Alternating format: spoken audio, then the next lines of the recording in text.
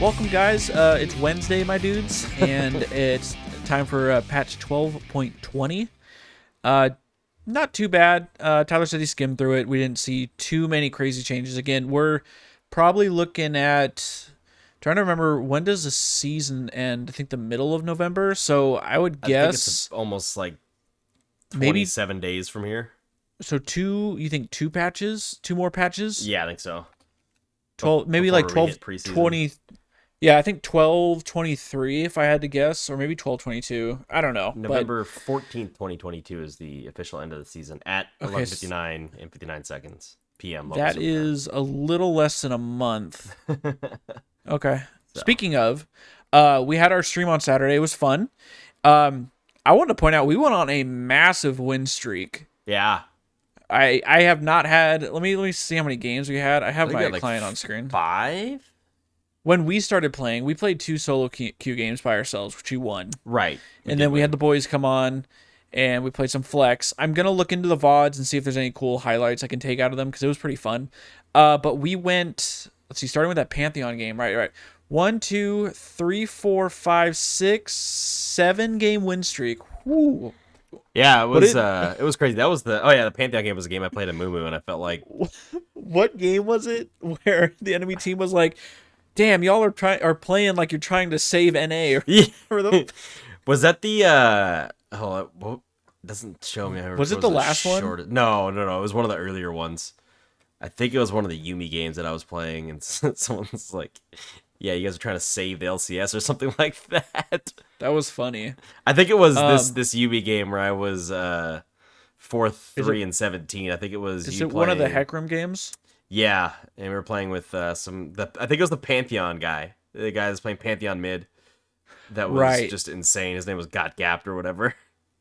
Okay. Against yeah. Obi Pone Shinobi.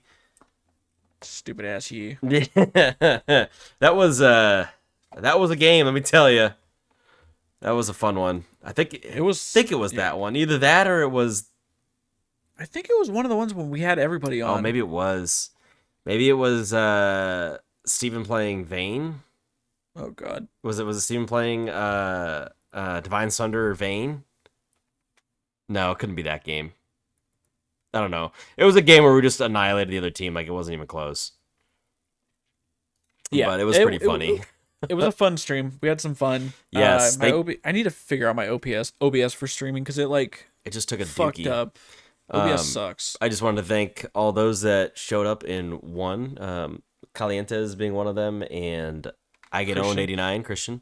Thank you for stopping in and saying what's up, and thank you for participating. I know it was a little bit of a slower weekend for us, and I think that had to do with Worlds being on, and it not being summer. People probably. Oh wait, hold on. We're not even worrying about Worlds, right? Because I'm over it. Well, week 2 was much more successful than week 1, but it doesn't fucking matter.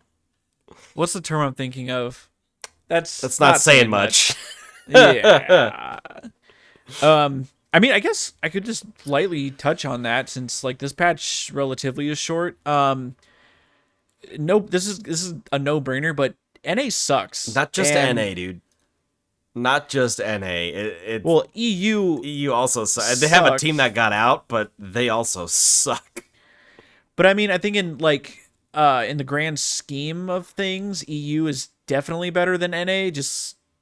I mean, in the last, I know 1 year Fnatic went to finals, world finals, and then the next year I think G2 went to finals. They got smashed, and I know Cloud9 somewhere in there got to semis. The quarters, semis, right.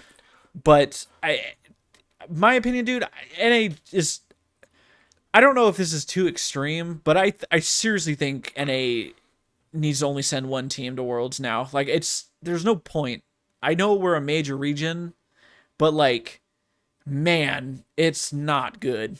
This was the worst year we've had in a minute. Yeah. It feels like we're just not on par with any of the Eastern teams.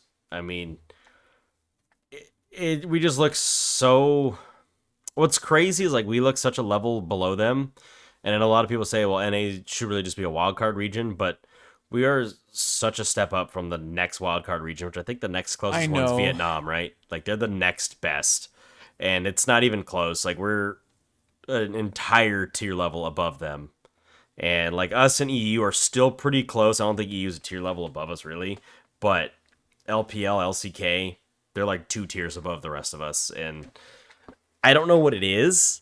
I don't know if it's a.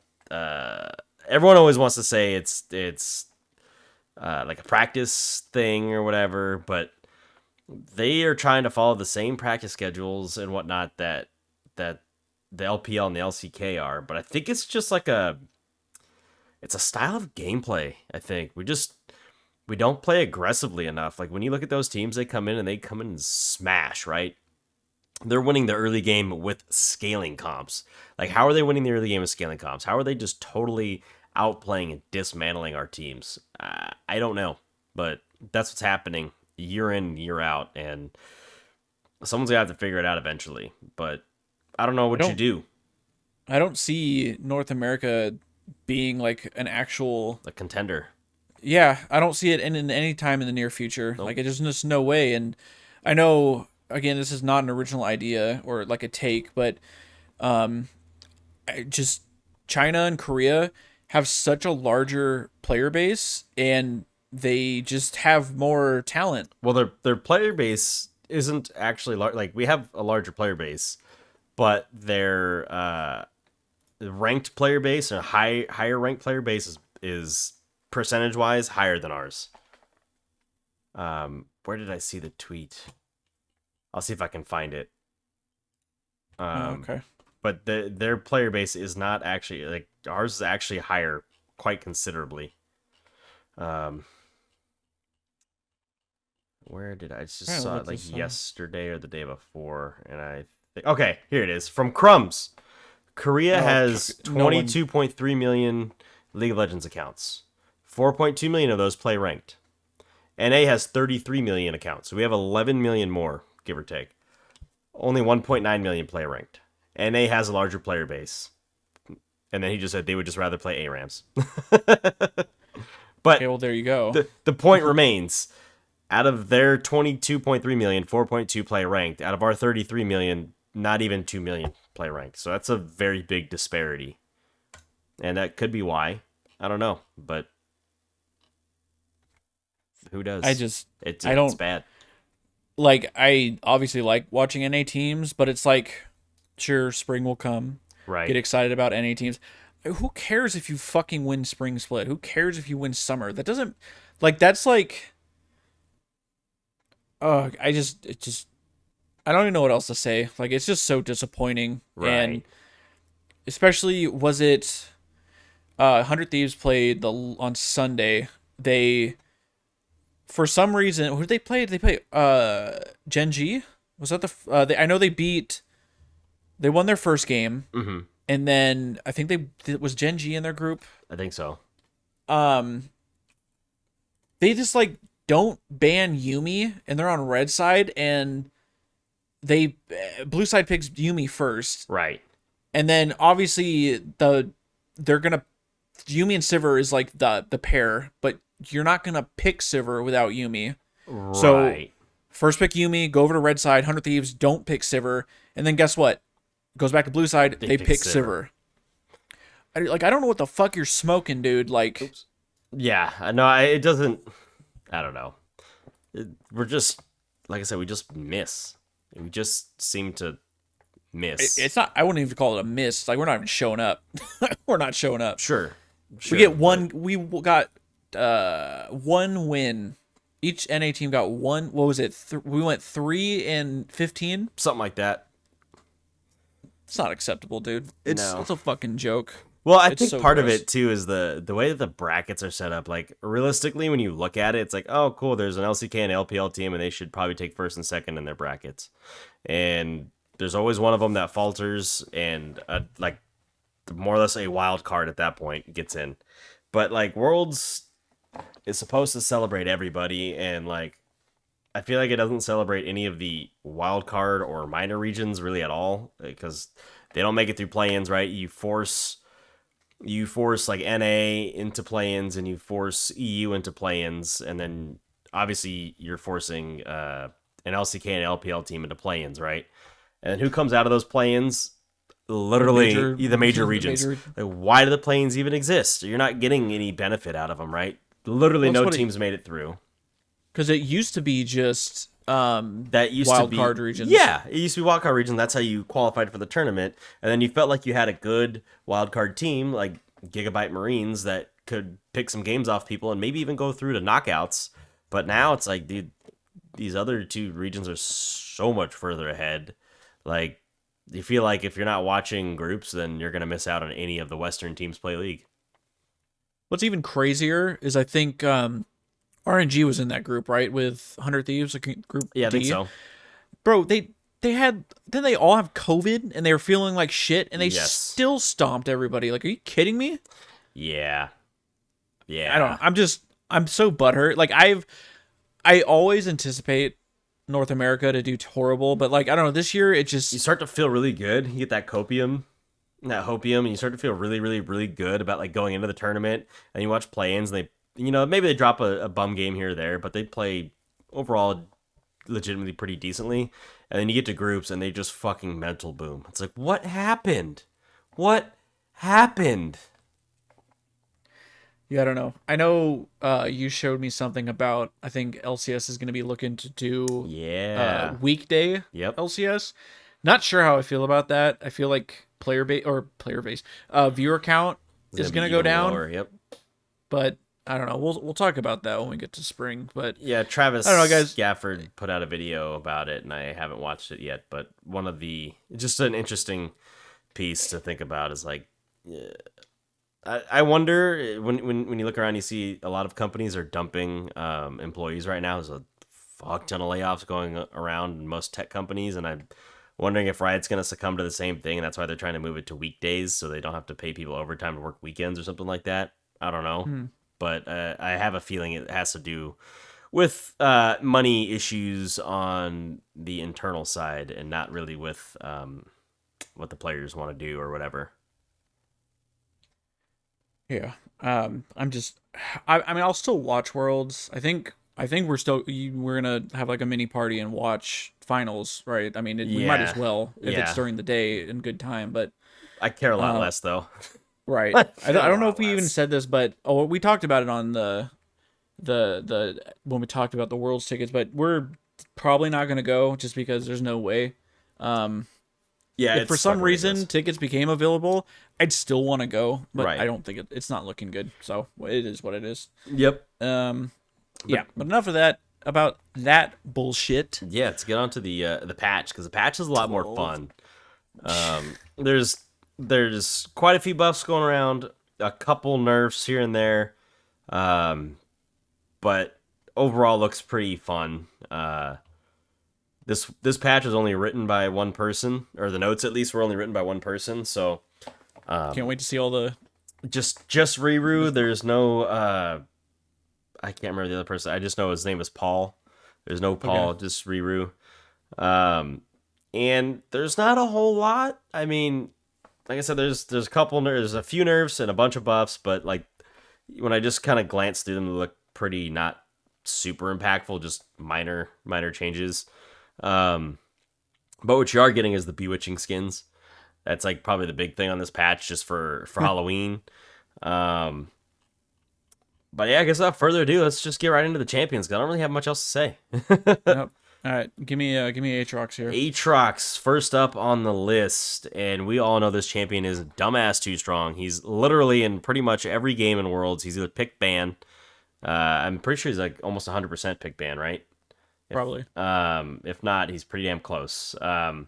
He's getting a passive heal decrease, so his heal on the passive Deathbringer stance was 100% of the post mitigation damage. It's going down to 80% of the post mitigation damage. So you can see a lot of people have been building him Eclipse.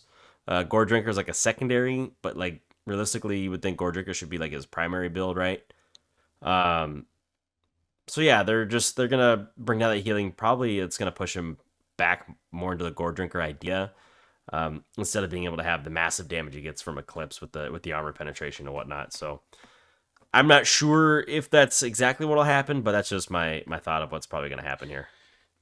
I don't know. I think just the passive, that auto attack, I don't know, it's like a 20-second cooldown. It gets reduced when you damage a champion. Right. You get like a couple seconds refunded, but I don't know. I don't think that is the issue. It's like, I think they just need to change Eclipse. Yeah, that item's fucking stupid.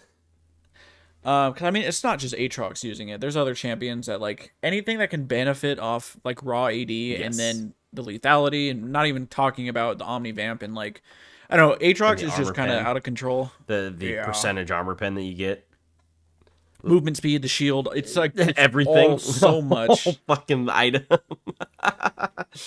I don't see him too much in our games, but he's just in pro play. He's just disgusting and everywhere. I don't think they found a counter to him. He's just kind of running rampant. Some teams have just fought away from him.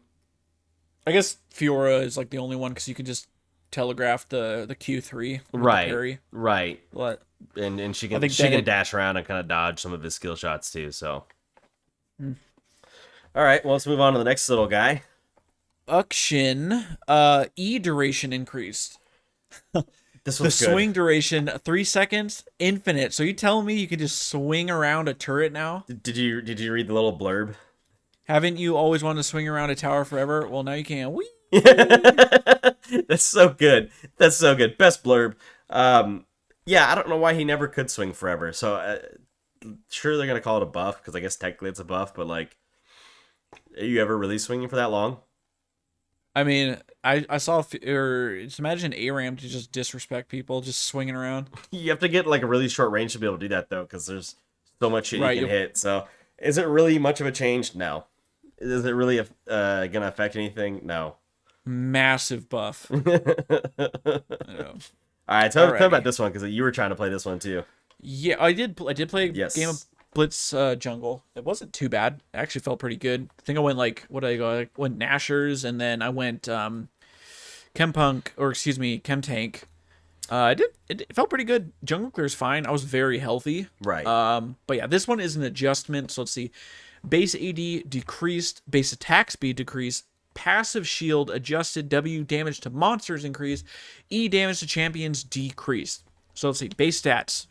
62 AD. He now has 60 AD. Base attack speed was 0.65. Now it is 0.625. Passive mana barrier was 30% of maximum mana flat out. Now it is scaling 15 to 40%, 45% of maximum mana levels 1 through 18, which I think that's cool. I mean, giving him, it's going to be obviously weak early, and it's going to give him a little bit of option to stay safe late game. Right. I mean, I guess he's pretty, I don't know if I'd call him like a late game champion, but I mean, like, if you hook some motherfucker late game, it's, I mean, I don't know. He doesn't do much damage. He's more annoying than anything, you know? Right. He does a lot of damage like early to mid, and then his damage starts to fall off. But the pick potential is super fucking high. Like, it's actually insane. The game you played him, you did go 5-1 and 15. Yeah, I'm looking at it. Steven played Jhin. I played Zyra. Kyle played Urgot, and we had a Sylas mid. So it felt like it was definitely a pick comp anyways. Like, not really a big team fight comp, but we had, like a skirmish comp or whatever. And we were playing opposite of Shen, Trundle, Malzahar, Tom, and Senna. And you would think the Tom Senna should counter the Blitzcrank play, but it just didn't matter. And the Shen, like, all that should counter the Blitz play, but it didn't. Like, we I feel like beat them. If you're playing Tom Kench into Blitz, or like vice versa, like if Tom Kench eats Senna and then you land the hook, like you're just delivering both of them now. Right, but if Senna gets pulled and Tom goes in to stop Blitz from comboing with the W and then eats her to run out, like there's the play right there, right? Or you have the Shen ulti that can come down as well. There's a couple savior things there, but it didn't matter. They got just shellacked. I mean, Tom Kench Senna should be able to stand up against Jin, but I think the Zyra was pretty instrumental in helping Jin land stuns, and then you just run in with the Blitzcrank and land that pull, pop them up, and it's game over. Okay. So yeah, mana barrier is going up later, decreased early. W, damage to monsters was 60 to 180, levels 1 through 18. Now it's going to be 60 to 220. And then it says, note, no longer scales linearly. Scaling is as follows, and literally every level, 60 to 220. Yeah, so okay. Early it scales harder, later it scales like dog shit. Right. It starts off with going up by 20, and then by the end it's only going up by 5. Yeah. So. Okay. We'll still take it. Extra damage, faster clears. Yep. E, empowered auto attack against champions was 200% total AD plus 25% AP. Now it's only 175% total AD with the same AP scaling.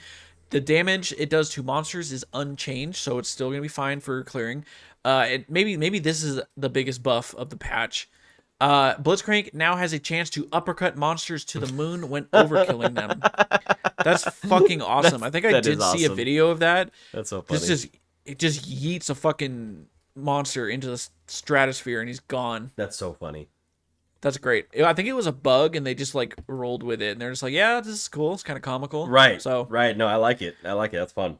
All right. We'll move down to a champion you don't see too much of recently is Elise. I guess she's got, it's not really a bug, but it's a silly little interaction. Her Q in human form, Neurotoxin, has a shorter effective range than her auto attack, which is a problem. Like, you shouldn't have to go up to cast that if it shouldn't be shorter than your auto attack range, just put it that way. So, and it's only slightly shorter. So what they did is they dropped the range on her Q, but they changed how the range identifies. So the cast range was 625. It's going to go to 575. And the edge of Elise to the center of the target's hitbox was the original way it read or whatever it was coded. But now it's the center of Elise to the edge of the target's hitbox. And so that's going to level it out with her auto attack range. And so it should be... actually, it's technically going to give you a range increase, even though they're dropping the range, but it's because it's how it's coded. So from the edge of Elise, or from the center of Elise to the edge of the hitbox instead of the center of the hitbox. I kind of want to play Elise. I played her in an ARAM yesterday, and that champion does a fuck ton of damage. I've never really done her service in any mode, but so I don't really know the best way to play her in combos and whatnot, but I think she has a damage nerf on ARAM. Okay. But I mean, it's kind of cool, like assassination, like I don't know. I'd be interested in playing her. She's an assassin. She's kind of like a Kali. Like, she's an assassin, but she has like some tanky stats to her, if that makes sense. Like, she's definitely like a health. I wouldn't call her an AP bruiser. She should be able to like kind of blow your cheeks up, but like she has this like bruiserish almost feel with the fact that she can stack health very well. All right. Yeah, maybe I'll try her out next. But it's like things like Hecarim and Graves really exist. Good. Yeah. I mean, at least AD. I can't think of another AP champion that I've played in the jungle recently. They look good. I guess if you count Blitzcrank, but Sejuani, I guess if you count Sejuani, Malcolm. Well, these are all tanks. Right. Well, those are what's good right now. Assassins are not all that great. Like, aside from maybe Echo, who can play tank or assassin, I guess. Side note, really quick, while we're talking about tanks, I was able to go on the PBE just to fuck around with some of the new items. Oh, yeah? I think when we did the episode the first one, where we were talking about those items, I believe the item was called Leviathan. Okay. It was the one where it's like, it's just flat HP and health regen as the stats. Mm-hmm. And then when you You ramp up over 3 seconds, you deal damage to your target, and then you steal HP and like you stack HP yourself. Okay. That item's been changed to, it's called Heart Gold. I thought it was Heart of Gold, but it's called Heart Gold. Okay. So same thing, like every champion on the enemy team has like you can't like, they have a 30-second cooldown per champion. So basically I played an ARAM on PBE. I had a Poppy on my team, and within a 20-minute game, this item, first of all, every champion is building this. Every fucking champion is building this. You're stacking so much HP. Went against a Master Yi with this. Just had a fuck ton of HP. I went against a tank Karma. At the end of this game, the Poppy on my team, and it also scales with your HP. Okay. So if you have more HP, you're stealing more HP, stacking more HP. This Poppy had stacked like 1,500 HP just from this item. Wow. She had like 7,500 HP by the end of this game, like 20-minute ARAM. And Jesus. it was pretty ridiculous. Yeah. So I don't know. I'm thinking if you could play this champion, Elise, I feel like it's going to be a tank meta where everyone's going to keep building this shit. But I could see people building that because, I mean, it's just HP. It is. And then you could just build fucking damage items. I don't know. Right. It was pretty stupid. It was very stupid. Okay. That was a little side note, but very Good OP. side note. That's a good side note. Let's move on to Evelyn. Okay. Another champion I should probably play, just another assassin, but Q damage to marked targets increased, W charm duration increased. Oh, okay. Hate spike, bonus magic damage to marked targets was 10 to 50 with a 25% AP. Now it is 15 to 55 with a 25% AP. Nothing big there. And then the W charm duration was 1 to 2 seconds, and now it is 1.25 to 2.25 seconds. Okay. I mean, it's very minor, but a half second in CC is worth a lot more than it seems. I've played like, I haven't played too much Evelyn, but like those few games, if you get ahead, you're literally just one-shotting anything you like look at, and it's pretty gross, especially since they changed that. When you ult now, it like puts your passive on like a 1 second cooldown, so you're instantly invisible. It's right. I gotta play as it always should have been. I mean, realistically. Agreed. Maybe I gotta try some AP. There you go. There you go. So, all right. Gwenny. We got Gwen next. Gwen hasn't really been around lately. She's been kind of useless since her last nerfs, so they're rebuffing her. Her snip looks like it's going to scale a little bit harder late. So that's the Q. Obviously, the damage per snip was 10 to 26 base with a 5% AP ratio. We're going to keep the ratio, and it's going to go up a little bit from 10 to 30. And then obviously the final snip does more damage. That was 60 to 140 with 35%. Again, we're going to keep the AP ratio, but it's going to go from 60 to 160. Just a little bit extra damage. I'm glad they're not trying to pour too much into that. That hopefully should just be enough, maybe to keep her relevant, but not make her overbearing like she was. I mean, don't forget, also it does true damage when it's in the middle. Oh yeah, there you go. So it's, I mean, this champion's very oppressive. I think she was nerfed into the ground. She was like a Ornn counter, but yeah, very oppressive if she gets going. So extremely. I might be a little wary. A little tepid on that one, yeah. All right. Jace, W mana restoration increased. R bonus magic resistant armor now scales with bonus attack damage. That's interesting. Wow. Okay, W mana restoration. This is the melee form on your W. Yep. Was 6 to 16, and this is every auto attack. This is how much mana you refund. 6 to 16. Now it is 10 to 20. That's pretty big. Yeah. And then the R transformation Mercury Hammer. The bonus armor and magic resist was 5 to 35. It is still 5 to 35, but it scales with 7.5% of your bonus AD. And obviously, you're stacking a lot of AD on Jace. Right, and that's actually pretty good because like here's a champion where like early game you really power through and just blow people up because they just can't contend with your damage, and then late game you have to play like a little bitch because you can't just jump in. You die if you just jump in. So you become the Shockwave Powerball. Well, I don't remember the name of this Q. Shock Blast. Shock Blast with the accelerator. Powered. That's what it is. The accelerator gate. Accelerator. Yeah. Shock Blast, accelerator gate. That's all you become is just hit that for not just poke but for massive fucking damage, and that's all you do. So Well, I mean, if you can land your full combo with this dude, like Right. Shock Blast, transform to the skies, and then just, you beat the shit out of people, and I'm like, you're getting rewarded for building damage, which I mean, you're gonna get armor extra resistances now, so it's gonna make him even better, which is nuts. Exactly. Side note: does he look cross-eyed in this picture? Does he look cross-eyed? His I left see what eye you're there? looking at, but I think his. He looks a little funky. Let's see. Gonna zoom into. I'm just looking at his splash art. Right. He. I can't really tell where his eyeball is on his right side. It looks kind of wonky. I guess I don't never know. noticed that before. It almost looks like he doesn't have an eye there. Yeah. Come on, Riot. Let's update my boy Jace. Arcane season 2 should be coming out soon, so come on. Soon, as in like a couple years. Yeah. Probably next year. Kennen. Kennen was someone or a champion that people thought might counter Aatrox. And he does counter Aatrox in the way of team fighting. Aatrox is more of a skirmisher, not necessarily a great team fighter. He wants to fight one or two people at a time. Kennen wants to fight everybody with the ulti.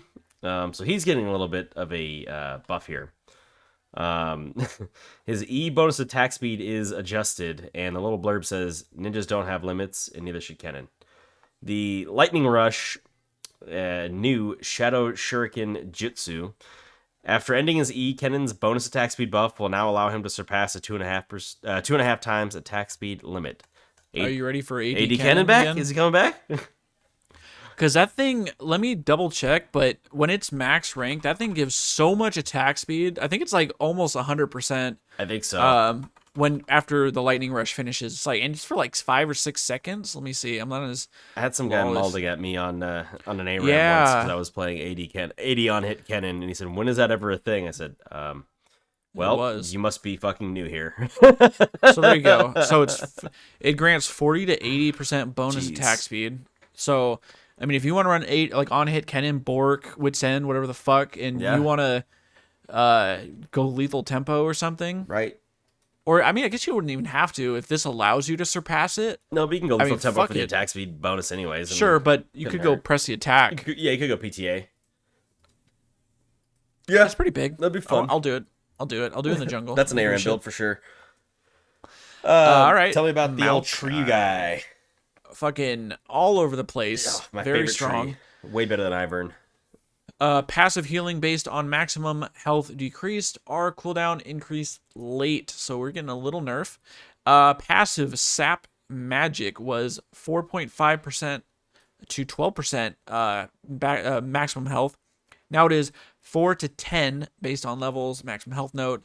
It'll be ratio will be now 4, 5, 6, 7, 8, 9, 10 at levels 1, 6, 9, 11, 13, 15, and 17. Yep. And then Nature's Grass cooldown was 120 to 80 seconds. Now it is 120 to 100. Which is, I think, good because he builds a lot of tank items that grant cooldown. CDR? Yeah. Yep. Ability haste is what that's the one. So that's they probably needed to do that realistically. So, all right, not much else to say there. I mean, I think he's still a completely relevant champion that should be being played in both the jungle, top lane, and or support. I truly think he's still probably the top tier support right now, especially with Blitz taking nerfs. Except Yuumi. Yuumi's disgusting. Yumi's disgusting, but I think Maokai still has a higher win rate than Yumi, though. Yeah, but you can't I'm not nuke saying people I'm with one item right. when you're Yumi's untargetable. doing like half health damage to ADCs with 1Q once she has That- Luden. So Right, what are you doing? yeah, I don't know what they're doing, but they said, "Oh, we're scared of artillery Yumi coming back," but they buffed it and it's back. It's like, oh, weird. Ban that shit. Rammus. Ooh, this one's good. The W self slow was removed and the R dash speed is Yes. increased. Rammus is a fast turtle, guys. The fast boy, and he's gonna tell you okay. W defensive ball curl. The self slow was 30%. It is now gone. The soaring slam, which is the ulti, had a dash speed that was 105% of his movement speed. It's now 110%. So an extra 5% added to that because 5% is everything. Thank you, Joe Rogan. He's going just to move a little bit faster. So That's dude. That I can't tell you how big that is. it's Like huge. 30%. I mean, It's fucking that's huge. a lot. Right. 30% Just is like what gone. is that that's less no, that's Is more it than what Rylai's puts on you, I think. I think so. Yeah, so But that's I pretty mean, you gross. guys. I've also been thinking like obviously you could run aftershock with this dude, but I've been thinking phase rush, and if you hit your target and you pop your W, no, you're gonna be like you're gonna stay on top of them, which is fucking what Rammus needs to do. Right. Because it kind of feels bad when you like hit W, And then you're tanky as shit. yeah. But then when you cast your Powerball, that cancels out the defensive curl. It Right. stops that ability. Right. Because you're like, oh, I got to catch up. Now you don't slow yourself. Right. I'm going to be playing Rammus, dude. Correction, it is the same slow that Rylai's gives you. So if that slow is good enough to put on an item, that means it's big enough, which means that him losing that slow is huge. So there you go. Right. Let's move on Seti to boy. Seti Spaghetti. This is 100% just a pro play nerf. Yes. But Fuck this set's champ. been all over the place into melees, mid. Base magic resist decreased. Passive health regen decreased early. Right punch AD ratio increased. Okay, so they're giving a little bit back. Let's see. Base magic resist was 32. Now it is 28. His passive pit grit. Health regen per 5% of missing health was 0.25, 0.5, 1, and 2. Now it is 0.15, 0.5, 1, and 2. So again, a little bit less early. Yep. I don't I haven't played against a set in a while, but like the pro player games, like this dude heals so much. He Just does. goes in, trades, Yep. and then he just heals. And then he does the Garen sit in the bush. Right. And then the right punch AD ratio was 50% bonus AD. Now it is 55% bonus AD. More damage, more Bork set is what that's telling me. All right, let's move to the monkey Wukong. His R80 ratio is increased. So remember when this champion was everywhere? And then they nerfed him, and then he just disappeared out of the game completely. Yeah, they're going to put him back. This is massive, if you ask me. So, the physical damage per cast on the Cyclone was 8 to 16% of target's max health plus 220% of his total AD. It's going to keep the 18 to 16% of target's max health, but the ratio is going to 275% of his AD. Holy shit. That's massive, dude. I had no 50% idea. extra. I had no idea the AD ratio was already that high. Right. But like, man, That's 50, fucking 55% nasty. more. And to be able to cast that twice. Right. I It mean, just runs in, blows you up, hits you with the Q, which I think reduces your armor, and then hits you with the ulti. right. Yep. So Man, I'm okay. Well, Wukong's back. Just gonna go full AD lethality. yeah, I think One you're shot your mother. You're gonna have to play set into that in the top lane. So yeah, don't even bother playing a tank into that. He's just gonna fuck you up anyways. So good luck. Okay. All right. Finally, the last champion is Ziggs. Q base damage increased. Magic damage was 85 to 285 with a 65% AP ratio. Base is going up by 10, so it is 95 to 295, and keeping that 65 AP ratio. Okay. All right, not bad, not bad. Just a little bit because he's not in the game right now. But Right. Ziggs bot, anybody? Ziggs bot. All right, on to items. We've got a few item changes here. They're all drastically different, so a lot of times when they change items, they're changing a whole set. They're not doing that this time. So let's start off with Demonic Embrace, the item that every fucking mage builds. It doesn't matter if you're a tank or if you're a mage or whatever. Even assassins are building this fucking item. This item is everywhere.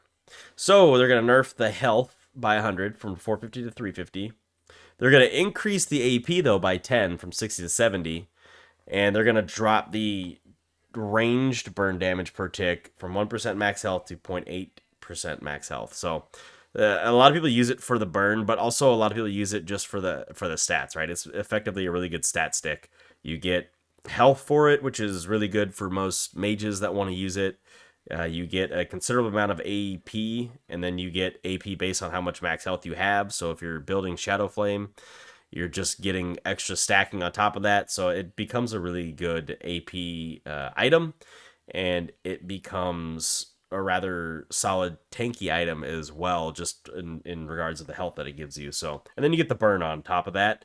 So this item's everywhere. I'm not sure that this is the right move. I think it would be nice to see maybe a little bit less of this item, truthfully, or to make this item.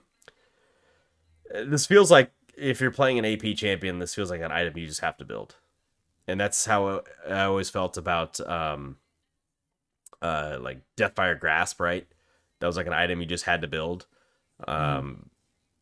So this feels interesting. Like I feel like there really is no trade-off, right? Like what else are you going to build? Banshee's Veil maybe, but or you could just have health and a similar amount of AP. So I don't know if this is the right direction with the item, but this is the direction they're going. Next up, we have Frozen Heart. It's getting a small adjustment similar to Demonic Embrace. The total cost is going up by 200, so it is 2,500 to 2,700. The combined cost, same thing. 200 is 600 to 800. The armor is increasing by 10 from 80 to 90. And then the rock solid damage reduction is getting hit a little bit. It was 7 plus 3.5 per 1,000 HP. Now it is 5 plus 3.25 per 1,000 HP. So it's a little bit less, but you're going to get a little bit more armor. And I think that's a fine trade-off. I mean, I think if anything, the gold cost is like the biggest thing.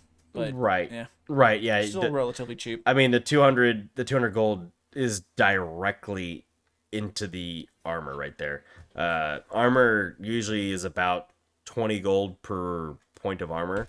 So that is like 100% efficient right there. So you get a little bit more, but you're going to lose on the rock solid part. So I don't know. I don't know what's better. Okay. Mortal Reminder. This one's going to go up by 100 gold in cost. So from 25 to 2,600. It's going to gain 10 AD. That's extremely efficient. But you are going to lose 5% attack speed. So I don't know what the gold values are of each of those stats. But I know that 10 AD is typically 350 gold. I don't know about 5% attack speed, but I don't think it's close to that much. Because a dagger, I think, gives you 12%, right? I think so. So they're increasing it by 100, but this remains an incredibly efficient item.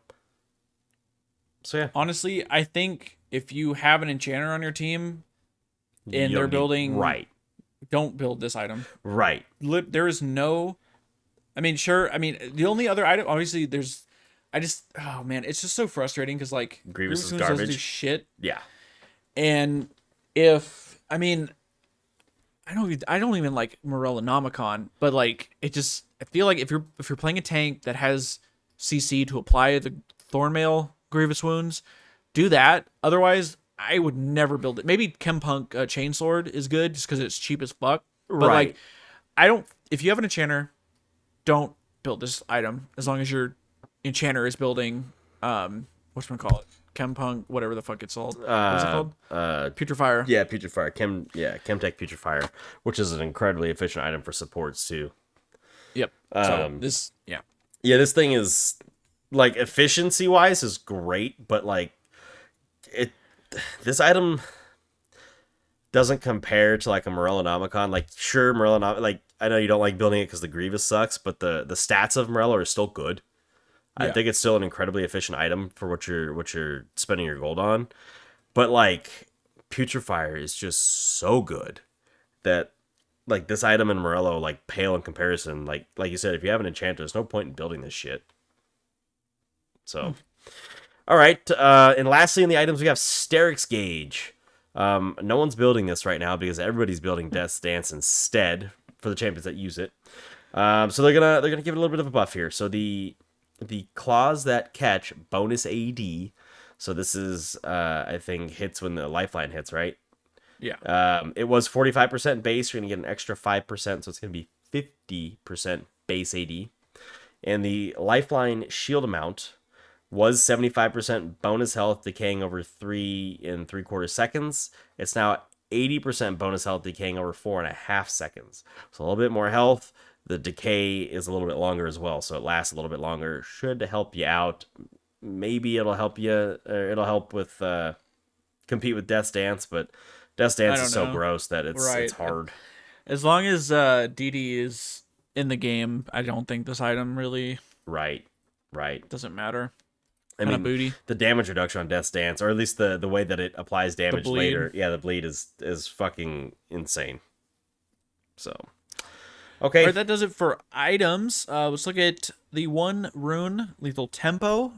yeah, Bonus auto attack range. Originally, it is 50 for melee and then 75 for ranged. Now it is going to be a 50 range, 1 Teemo for melee and ranged. yep.